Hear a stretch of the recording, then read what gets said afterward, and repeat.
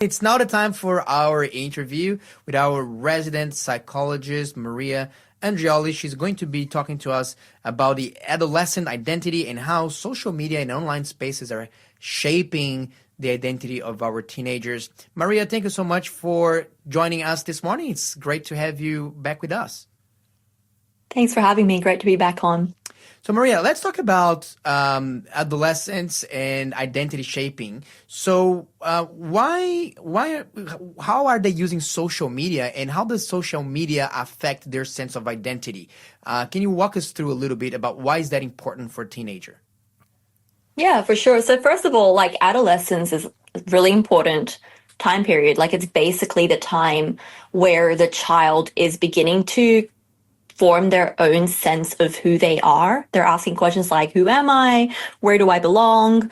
What do I believe? When it comes to like their actual brain, it's expanding really quickly right now as well. So they're really open to new ideas. This search for identity, it's healthy, it's normal, it's a good thing. But the problem is that now teenagers are working out these questions in online environments that have become more and more like anonymous, algorithm driven, and just like available all the time. So like in the past, teenagers were forming their identities like within their school, families, friendships, but now it's happening on this online world, and kids are having access to this online world usually exactly when this identity forming time is beginning. Okay. Yeah. So what are some of the risks? Is that like, can they find good things there, or are there risks that they should be aware of when they are exploring different topics about their identity in online? What are some things that we should be paying attention to as both parents and also as teenagers? Yeah, for sure. Look, I just want to put it out there that I don't think the online space is always bad, and many teens have found some really helpful groups online, very amazing support groups. But I do want to bring up an example that I think will highlight the risks. So I think about somewhere like 10 years ago, there was a rise in this online platform called Tumblr. Are you familiar with Tumblr? I've heard about it. I've never really spent some time. Have you, Elliot? I haven't really used it much myself either. So what is Tumblr? It's like a Facebook of sorts, or is it like a Reddit? Yeah, look, it's neither, but I'm sure it's similar with both in some ways. So basically, it became a platform. It was mostly visual posts. So it was not like statuses like Facebook, or it was all visual posts. It was anonymous. So the person did not share their identity online, and it just gave people the opportunity to reblog different posts and form little kind of, subgroups surrounding these different images, right? So many teenagers were using Tumblr around this time, and then there was a huge rise in self-harming content on Tumblr. Right? So a lot of people reposting images of all sorts of different kinds of self-harm, and then people would start posting themselves self-harming. And not only was it the fact that, this is already, you can already imagine why this is problematic. There's all this self-harm content that lots of kids are being exposed to. It's that a real community began to form around this subculture. And the danger was that it was not really about getting kids help, but it was about this idea of like, this is our pain. This is our identity. This is how people like us express it, right? So we've now tied this pain to a sense of identity, a group, and belonging. And around this time, the research showed, look, I couldn't find Australian research, but in the UK, there was a huge increase in self-harm following the spreading of these images. Not saying that it caused it, but it's important to note, about, I think like 68%. And so what you can imagine now is when we tie something harmful to a sense of identity and belonging, that person no longer wants to recover, because recovery means losing a sense of their own identity and a sense of community. Now, that's just one example. I'm not saying Tumblr is bad. I think there was a lot of helpful content on there too. It's just an engine. It's just a platform, but it's an example of how these online groups can form that can actually be quite problematic. And I think, there's more and more of these different subgroups that I've seen with my own clients coming up more and more often. So I think it's something that's really important for us to be aware about.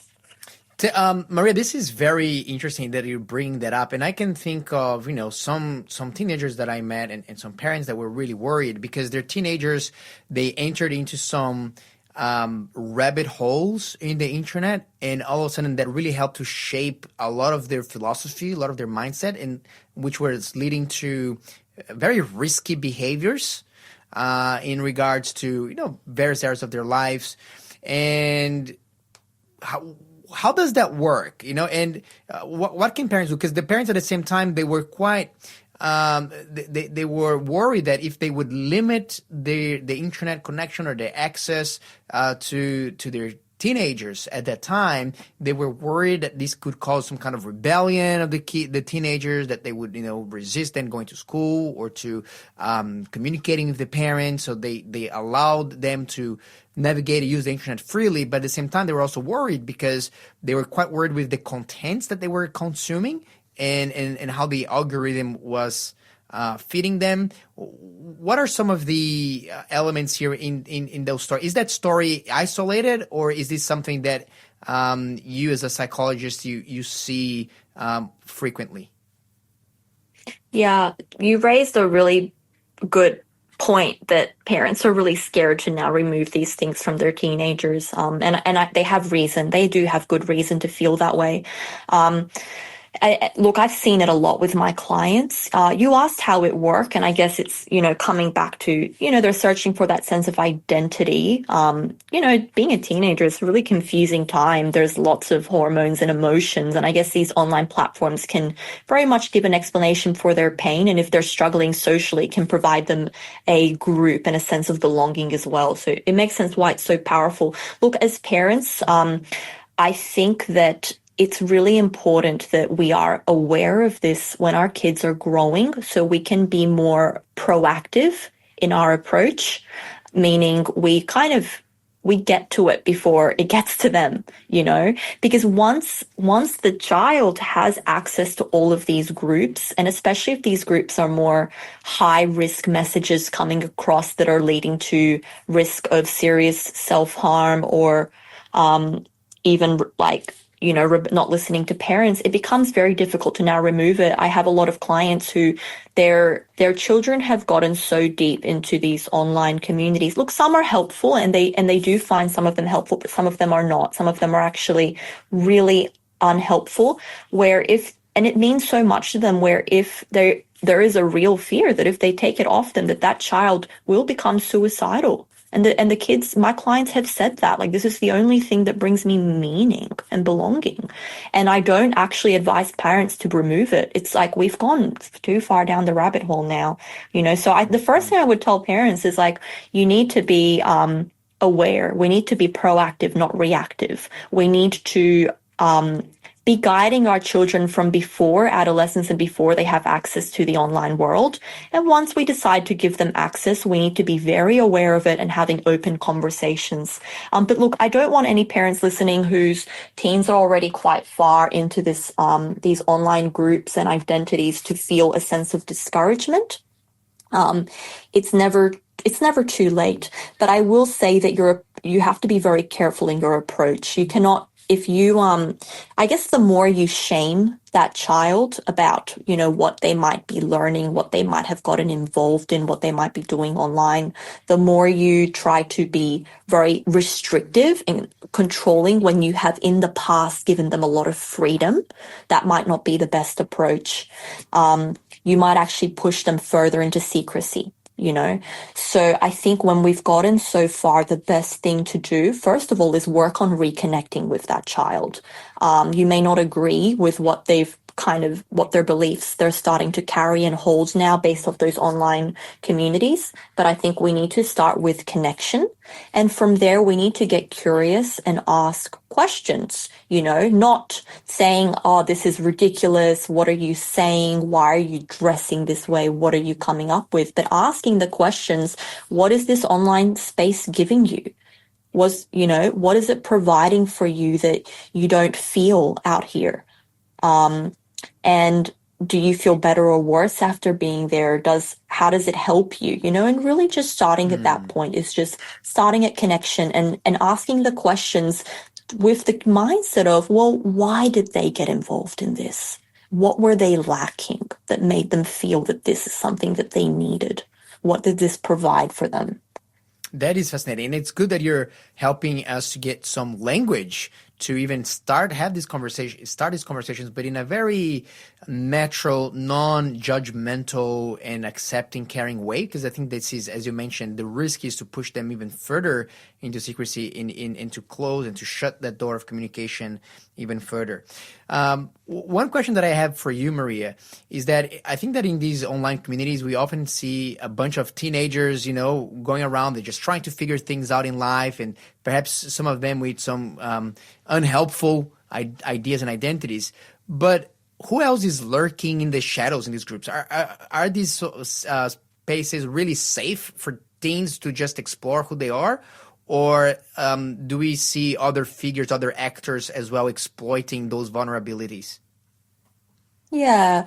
Look, well, I mean, so I won't say there's no online safe spaces because there's some really awesome online groups that I've come across that have really helped people not feel alone in their challenges. But I think the reality with a lot of these new platforms and servers is there is a higher level of anonymity than what we're used to with just say Facebook. I mean, anyone can create a fake account on Facebook, but a lot of these newer platforms that teens are using are built around this sense that it is anonymous. And there's a lot more, people who are actually one of the interesting things is that many teenagers are exploring with different identities and personas online now as well. And that's part of that identity forming. Something that we've never been able to do in the past is teens are being able to show up online and pretend to be different genders, pretend to be different ages, which, complicates things even more. But also we don't know, there could be adults very much in many of these groups that are guiding more vulnerable younger people, and they might have more sinister motives because they are old enough to know better. So absolutely, they're not always safe spaces. And look, here's what I'll say. I think we need to be able to know the difference between what is an online safe space versus what is a more harmful online community.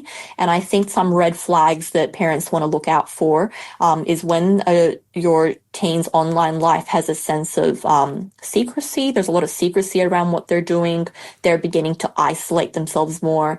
They're beginning to develop very rigid ideas that seem like they've come out of nowhere. I'd be questioning what kind of they're part of online. And when their language sounds like very much like a kind of script rather than showing any kind of critical thinking, like they're just speaking, like very kind of specific scripts and new language that, isn't part of, the world. And I guess we all learn things online, but when there's like a sense of secrecy, rigidity, and just not being able to tolerate different ideas, and withdrawal, I would say that these are the red flags that those groups may not actually be safe spaces.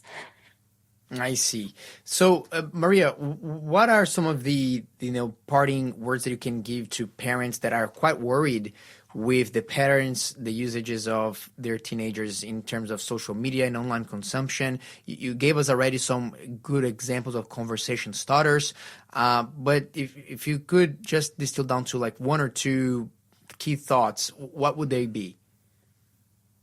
I think parents have gotten good at asking, what are our kids watching online? We are aware of this, especially within Christian homes, but I think we also need to be asking the question is who is helping my child become who they are?